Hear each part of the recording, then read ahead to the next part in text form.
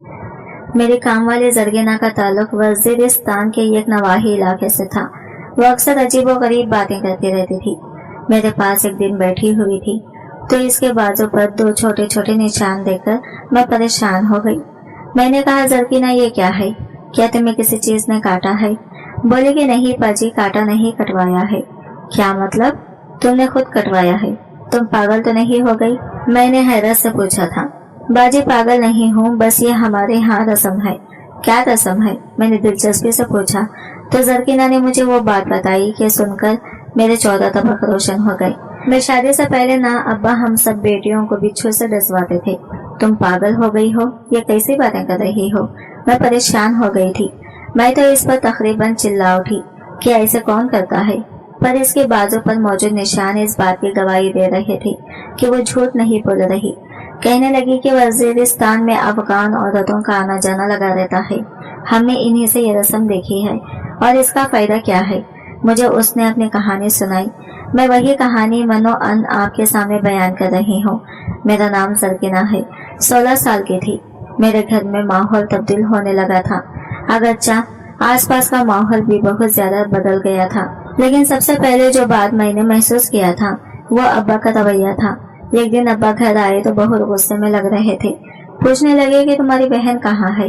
वो मेरी बड़ी बहन गुलशबा के बारे में बात कर रहे थे। मैंने इनको बताया कि वो ऊपर छत पर गई है। ये सुनते ही अब्बा का चेहरा लाल हो गया।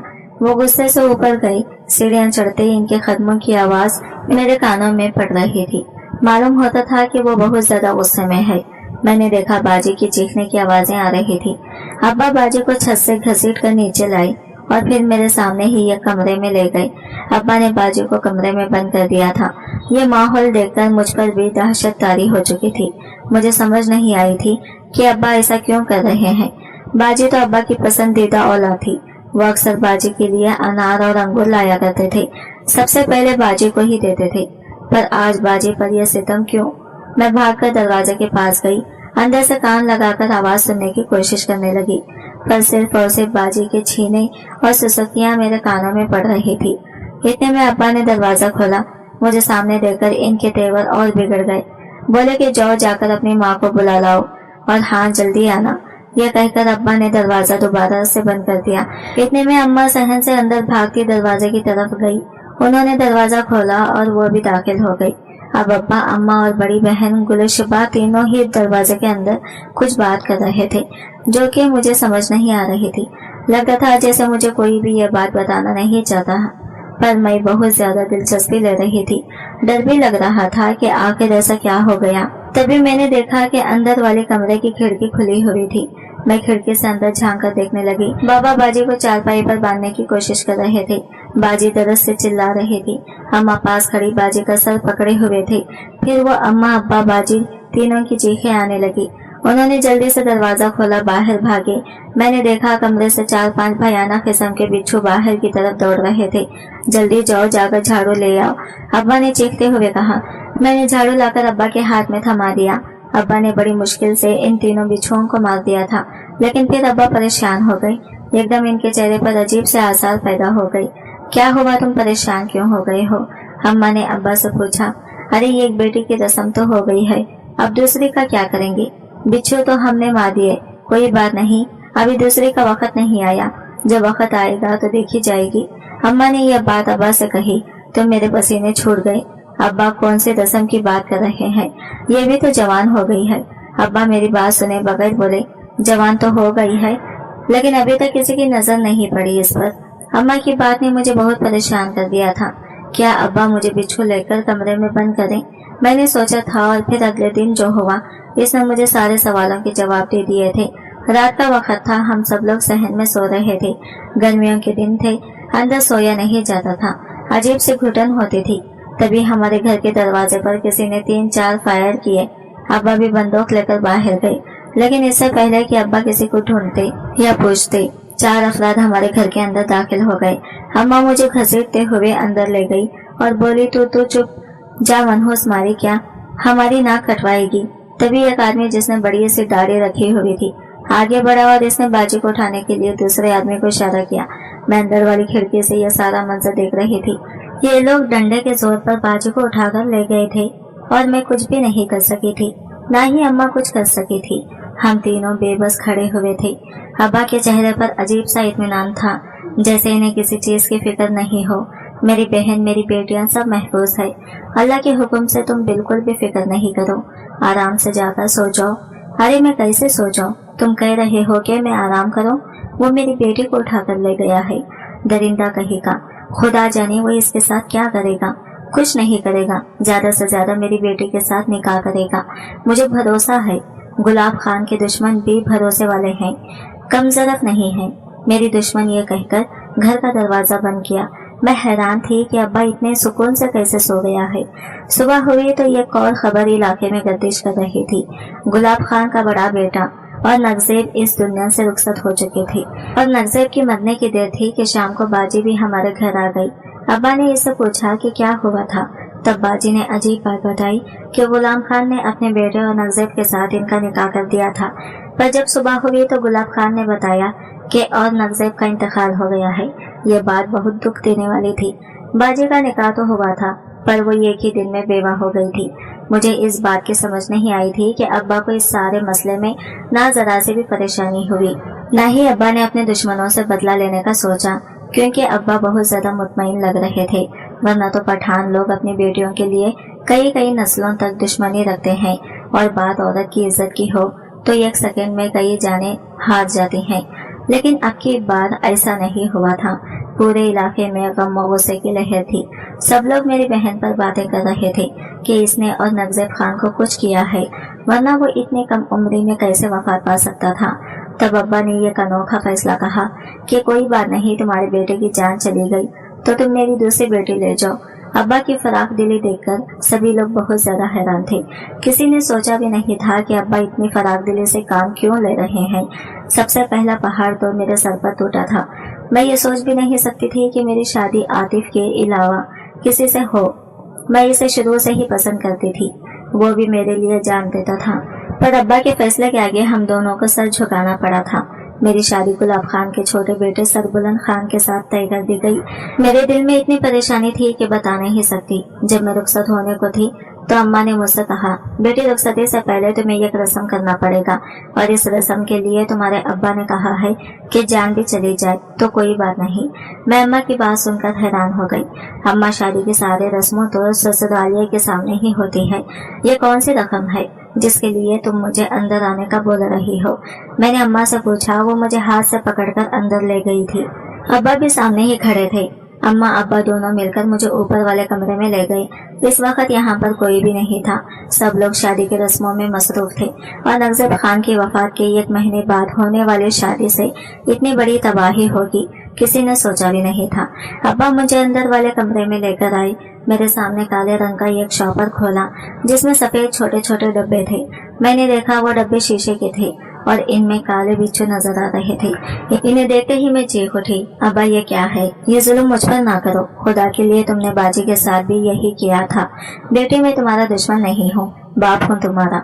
मैं तुम्हारे भले के लिए ही सोच रहा हूँ। अब्बा, अगर तुम भले के लिए सोच रहे हो तो ये क्या है?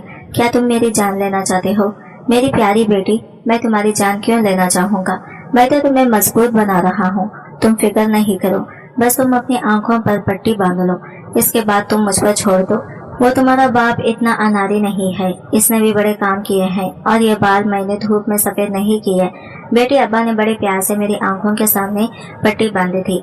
मेरा दिल खौफ से कांप रहा था। फिर मुझे लगा जैसे मेरे जिस्म में 2 सुइयां छुई गई हों। मुझे ऐसा महसूस हो रहा था जैसे आज मेरी जिंदगी खत्म हो जाएगी। यूं लग रहा था जैसे मुझे सांप ने डस लिया हो। जब मेरी आंख खुली तो अब्बा मेरे सामने खड़े थे। अम्मा भी मुस्कुरा रही थी। मुझे देखकर बोली, बस बेटी, अब मैं बहुत खुश हूँ। तुम्हारी रस्म होगी, अल्लाह इस रिश्ते पर बरकत डालेगा। तुम्हारे अब्बा तो कहते हैं कि इस रिश्ते के बाद, इस रस्म के बाद कोई बेटी नाखुश नहीं रहती। हमें तो अम्मा अब्बा की बातों पर यकीन करने वाली सादा सी लड़की थी। मैंने कहा, अम्मा, जैसा आप कहो मैं खुश हूँ कि मेरी जान बच गई, वरना तो ये बिच्छू देखकर मुझे लग रहा था कि मेरी जान चली जाएगी।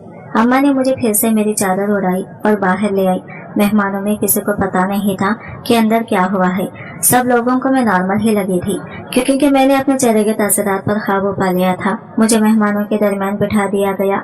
मेरा निकाह और नगज़ेब आलमगीर के बड़े भाई के साथ तय कर दिया गया। उन्होंने कहा कि अपने शौहर के घर आ गई, पर मेरा दिल बहुत घबरा रहा था। मैं बहुत परेशान थी। ऐसा मालूम हो रहा था जैसे कुछ बहुत बुरा होने जा रहा है। मैं अपने कमरे में बैठी शौहर का इंतजार कर रही थी। जब वो अंदर दाखिल हुआ और इसकी पहली नजर मुझ पर पड़ी, पड़ते ही चेहरे पर गुस्से के तासरात आ गए। तो वही है जिसकी बहन ने मेरे भाई को कत्ल किया है। मैं खामोश हो गई थी। मैं क्या कहती। मेरे शौहर ने मेरा घूंघट सख्ती से उतारा और मेरे चेहरे को जोर से अपने हाथों की मजबूत गिरफ्त में दबोचते हुए बोला, बता तू ही है ना, तेरी ही बड़ी बहन ने मेरे भाई का कत्ल किया है। मैं क्या बोलती। मेरी आंखों से टप टप आंसू करने लगे। मैं कुछ नहीं जानती। मेरी बहन ऐसी नहीं है। वो एक जवान जहां मर्द को कैसे कत्ल कर सकती है। होगा इसका कोई आशिक जिसने मेरे भाई को रातों रात जान से मार दिया, पर मैं ऐसा नहीं हूँ। मैंने अपने बाप से कसम खाई थी कि मैं तुम्हें हमेशा सारी जिंदगी अपने पैर की चोटी बनाकर रखूंगा। तुम्हारा बाप क्या समझता है कि वो मोहल्ले वालों की नजर में अच्छा और शरीफ बनकर हमें नीचा दिखा देगा। मैं भी कहूँ कि हम इसकी बेटी उठाकर रातों रात ले आए, और वो बोला भी नहीं। ऐसा कैसे हो सकता है। बेगैरत तो वो है नहीं। जरूर इसने कोई चाल चली होगी हमारे साथ, पर तुम बिल्कुल फिक्र नहीं करो। मैं तुम्हारे साथ वो करूंगा जो तुमने सारी जिंदगी नहीं सोचा होगा। तुम्हें जूते की नोक पर भी नहीं रखूंगा। इसलिए मैं इस कमरे से जा रहा हूँ। सुबह उठकर सारे कमरे की सफाई तुम करोगी और सारे घर के कपड़े बर्तन सभी कुछ तुम साफ करोगी। मेरी माँ और बहनें आज के बाद इस घर का कोई काम नहीं करेगी। अपने शौहर की ये नाइंसाफी वाली बातें सुनकर मेरी आंखों में आंसू आ गए। पर अब्बा ने कहा था कि इस रस्म से तुम्हारी हिफाजत होगी, बस तुमने डरना नहीं है। मैं खामोशी से बैठ गई। इसके बाद मेरा शौहर अपने कमरे से चला गया। तकरीबन सहरी के वक्त मेरी आंख खुली। मेरा शौहर मेरे सामने बैठा मुझे बड़ी अजीब नजरों से घूर रहा था। मैं इसका इरादा समझ गई थी, पर मैं इसे क्या कह सकती थी। वो तो मेरा शौहर था, मगर असल भूचाल तो सुबह आया था। फजर की नमाज पढ़ने के बाद जब हम सोए, मेरी सास ने सूरज निकलने के साथ ही मेरे कमरे का दरवाजा बजाया। ये तकरीबन सुबह के 8 बजे होंगे। मैंने दरवाजा खोला। सामने मेरी सास खड़ी थी। हाँ भाई उठ जाओ, तुम दोनों खानदान वाले इंतजार कर रहे हैं। नाश्ते की मेज पर आ जाओ, मैं तुम्हारा इंतजार कर रही हूँ। और हाँ, अपने शौहर को भी जगाकर नाश्ते की मेज तक ले आओ। मैं सास की बात सुनकर जैसे ही पीछे मुड़ी, अपने शौहर के जिस्म पर नजर पड़ते ही मैं हैरान रह गई थी। मुझे लगा जैसे मेरे सर पर आसमान आ गिरा हो। इसके मुंह से झाग निकल रही थी और वो बेसिर बिस्तर पर पड़ा था। इसके हाथ ऐसे बिखरे हुए थे जैसे वो कोई बेजान लाश की मानंद है। मैंने इसे हिला चिल्लाकर देखा। इसके सीने पर कान रखकर भी इस धड़कन महसूस करने की कोशिश की, पर वो इस दुनिया से जा चुका था। मैं फूट फूट कर रोने लगी। या अल्लाह, क्या मेरे नसीब इतने बहन के साथ भी यही हुआ। हम लोगों से क्या गलती हुई, क्या खता हो गई कि तूने हमें इतनी बड़ी सजा दी। या अल्लाह, मेरे सब घर वाले मुझे यही कहेंगे, क्या तूने ही अपने शौहर को कत्ल किया है। अभी मैं अपने कमरे में बैठी रो रही थी कि मेरी सास दोबारा बाहर आ गई। उसने आकर मुझे फिर से कहा, क्या तू मेरे दूसरे बेटे की भी जान लेगी। जगा दे इसे और ले आना नाश्ते की मेज पर। मैं अपनी सास को क्या जवाब देती, तो वो खुद ही अंदर आ गई। उन्होंने जब अपने बेटे को देखा तो धाड़े मार मार कर रोने लगी। आतिश में आकर मेरे बालों को पकड़ लिया और मुझे जोर जोर से मारने लगी। बोली कि तूने मेरे बेटे को फिर से मार दिया। पहले तेरी बड़ी बहन ने मेरे बड़े बेटे की जान ले ली और अब तू डायन बनकर इस घर में आ गई। मैं इन्हें क्या बताती कि मेरा सब में कोई हाथ नहीं है। मैंने कुछ नहीं किया, मगर मेरी बात वहाँ सुनने वाला कोई नहीं था। मैंने लाख मिन्नत समाजत की। मेरी सास कहने लगी कि अब तुम्हें इसकी सजा मिलेगी। हम इस मामले की पूरी तफ्तीश करेंगे। जब तक मेरे बेटे का पोस्टमार्टम नहीं हो जाता तब तक तुम इस घर से हिल नहीं पाओगी। पर याद रखना, अगर तुमने मेरे बेटे को कत्ल किया हो तो जिंदगी भर तुम्हें माफ नहीं करूंगी। तड़पा तड़पा कर मारूंगी। मेरा तीसरा बेटा भी है, इससे तुम्हारी शादी करवाऊंगी। मैं उस औरत का हौसला देखकर हैरान थी कि अपने 2 बेटे को कुर्बान करने के बाद अब तीसरे की शादी भी मुझसे सिर्फ इसलिए करना चाहती है ताकि इसका इंतकाम पूरा हो जाए। लेकिन मैंने इसका कुछ नहीं बिगाड़ा था। अब्बा और इन लोगों की खुदा जाने बरसों पुरानी क्या दुश्मनी चली आ रही थी, पर मैंने तो गुलाब खान की बीवी से भी जिंदगी भर कलाम नहीं किया था। खैर, अब जो होना था वो होकर रहेगा। मैं भी अपने नसीब का इंतजार करने लगी कि किस्मत क्या फैसला करती है। मेरे शौहर की लाश को उठा दिया गया। मुझे गम इसलिए नहीं था क्योंकि इसने रात को जो मुझसे बातें की थी वो किसी भी औरत का दिल जीतने को काफी था, और ऐसे मर्द के मरने पर कौन परेशान होगा। फिर भी वो मेरा शौहर था तो मुझे थोड़ा बहुत अफसोस जरूर हुआ था। अभी तो मैंने इसके साथ एक दिन ही गुजरा था। मुझे ज्यादा गम नहीं था। मेरे शौहर की तदफीन के बजाय इसे हॉस्पिटल ले जाया गया। मेरे शौहर का अभी पोस्टमार्टम होना बाकी था, जबकि इस दौरान मेरी अम्मा मेरे ससुराल आ पहुंची। मेरी सास की मिन्नत करने लगी कि खुदा के लिए मेरी बेटी को जाने दो, इसका कोई कसूर नहीं है। मेरी सास कहने लगी, कसूर सारा तुम्हारी बेटी का है, इसने मेरे बेटे को मारा है। जबकि मैं तो यह खानी बेटी यह खुद नहीं समझ सकी थी कि मैं कैसे इनके बेटे की जान ले सकती हूँ। मैंने तो इसे अपने हाथ से पानी का गिलास तक नहीं पिलाया था, फिर यह सब कैसे हो गया। मेरी बात किसी ने नहीं सुनी। फिर मेरी अम्मा भी मेरे साथ ही इसके घर में बैठ गई। कहने लगी कि मेरी बेटी के नसीब का जो फैसला आएगा मुझे मंजूर होगा, पर मैं अपनी बेटी को अकेला नहीं छोड़ सकती, वो भी इस सूरत हाल में जब इसकी शादी दुश्मनों में हुई है। अब्बा इस सारी सूरत हाल में खामोश थे। मुझे इनकी पर इसरार खामोशी डरा भी रही थी और तजस्सुस में मुब्तला भी कर रही थी। अब्बा ने शायद अम्मा से कह रखा था कि तुम भी अपने बेटे के घर चले जाओ ताकि तुम्हें तसल्ली हो जाए। बिलाखिर मेरे शौहर की पोस्टमार्टम की रिपोर्ट आ गई, मगर मुझे किसी ने नहीं बताया कि इसमें क्या लिखा था। मुझे मेरी सास ने अपने घर जाने का हुक्म दे दिया। इसके चेहरे पर मेरे लिए नफरत थी। बोली कि डॉक्टर को तो नहीं पता होगा, लेकिन मैं अच्छी तरह जानती हूँ कि ये सारी चालें तुम्हारी हैं। मुझे अपने शौहर की पोस्टमार्टम रिपोर्ट के बारे में हरगिज नहीं बताया गया था। मैं घर आ गई। घर आकर मैं अपने बिस्तर पर ढह गई। इतने दिनों की थकावट थी जो कि मैं घंटों में नहीं उतार सकती थी। दिल चाहता था बस हमेशा के लिए आंखें मूंद लूं। तभी अब्बा कमरे के अंदर दाखिल हुए। बेटे तुम बिल्कुल भी फिक्र नहीं करना, इन दुश्मनों जालिमों से अल्लाह ने इनके जुल्म का बदला लिया है। ये मेरी मासूम बेटियों को अगवा करके ले गए थे, बस इसीलिए इनके साथ ये सब कुछ हुआ है। मैं अब्बा की तरफ देखकर बोली, अब्बा बात इतनी सादा नहीं है जितनी आप बता रहे हैं। मेरी बात सुनकर अब्बा भी चौंक पड़ा। क्या मतलब है तुम्हारा? तुम अपने अब्बा पर शक कर रही हो? अब्बा मैं आप पर शक नहीं कर रही, मुझे यकीन है कि इस सब के पीछे आप ही का हाथ है। क्या मतलब बेटी, तुम्हें आप पर यकीन नहीं? मेरा अब्बा हंसते हुए बोला था। अब्बा तुम्हारी हंसी बता रही है कि जरूर उस सब के पीछे तुम्हारा ही हाथ है, वरना ऐसा क्या है कि हमें हाथ लगाते ही हमारे मत मर जाते हैं। मेरी बात सुनकर अब्बा हंसता हुआ बाहर चला गया। मैंने अब्बा से किसी बात का जवाब नहीं मांगा था, लेकिन मुझे ऐसा महसूस हुआ जैसे अब्बा कोई बात करना अम्मा के पास जा रहे हैं। मैं इनके पीछे पीछे उठ आई थी। अम्मा को भी इस बात का नहीं पता था कि आखिर मेरे और बाजी के शौहर की मौत कैसे हुई थी। बात सिर्फ अब्बा को पता थी। मैं अब्बा की बातें सुनने के लिए इनके कमरे के बाहर खड़ी हो गई थी। दरवाजे में से आवाज साफ आ रही थी। अब्बा अम्मा से मुखातिब था, देखो गुलाल आई, मैंने भी कैसा बदला लिया है। गुलाब खान से जो वो जिंदगी भर नहीं बोलेगा, इसके दोनों बाजू मैंने काट कर रख दिए हैं। मेरा कोई बेटा नहीं था तो उसे ऐसा लगा कि जैसे वो मुझसे बदला लेगा, पूरी जिंदगी मेरे नाक में दम करेगा, बेटियों को बिहा कर ले जाएगा, तो हमेशा इसका पलड़ा मुझ पर भारी रहेगा। लेकिन मैंने ऐसा नहीं होने दिया। पूछो कैसे? अम्मा ने सहमी हुई आवाज में पूछा। कैसे? अरे बुद्धू औरत, बेवकूफ औरत की अकल वाकई जूते में होती है। मैंने तुम्हारे सामने ही तो सब कुछ किया था, क्या तुम्हें अब भी समझ नहीं आया? नहीं, मुझे कुछ भी समझ नहीं आया। अगलिस्तान खान बताओ क्या किया है तुमने? अम्मा मेरे गुस्से से उठकर खड़ी हो गई थी। मैंने अपनी बेटियों के जिस्म में जहर भर दिया है। अब कोई भी इनसे शादी नहीं कर सकता। शादी करेगा तो इसी रात मर जाएगा। मैं अपनी बेटियों को पढ़ाऊंगा, शहर में जाकर नौकरी करवाऊंगा और यहाँ की बेटियों से भी ज्यादा आगे लेकर जाऊंगा। इन्हें अब्बा की यह बात मेरे ज़हन पर किसी बिल्ली के कोले कोंदे के मारे लगी थी। मुझे लगा जैसे अब्बा ने खड़े खड़े इन लोगों का कत्ल कर दिया हो और साथ हमें भी नाकारा बना दिया हो कि अब हम किसी से शादी नहीं कर सकती। मुझसे ये सुनकर रहा नहीं गया। दरवाजा खोलकर अंदर दाखिल हो गई। अब्बा तुम ही मुजरिम हो, तुमने हमारे घर उजाड़े हैं। अब कौन हमसे शादी करेगा? तूने सुन लिया है तो फिर ये भी तुम जान के इस जहर का असर सिर्फ और सिर्फ 10 साल का है। तुम लोगों की उम्र ही क्या है? अभी तो 16-16 साल की हो। मैं नहीं चाहता कि मेरी बेटियां कम उम्र में ब्याह ही जाए, और अब तो कोई मेरी बेटियों से ब्याह करेगा भी नहीं। मेरा अब्बा खुशी से झूम रहा था।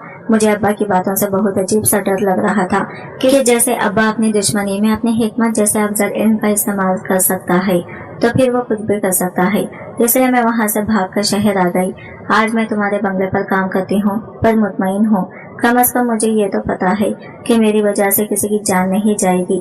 यह कहकर ज़रकीना तो खामोश हो गई, पर मेरे ज़हीन की 14 तबक रोशन हो गई। मुझे नहीं पता था कि इन 2 छोटे छोटे निशानों के पीछे इतनी बड़ी दास्तान होगी।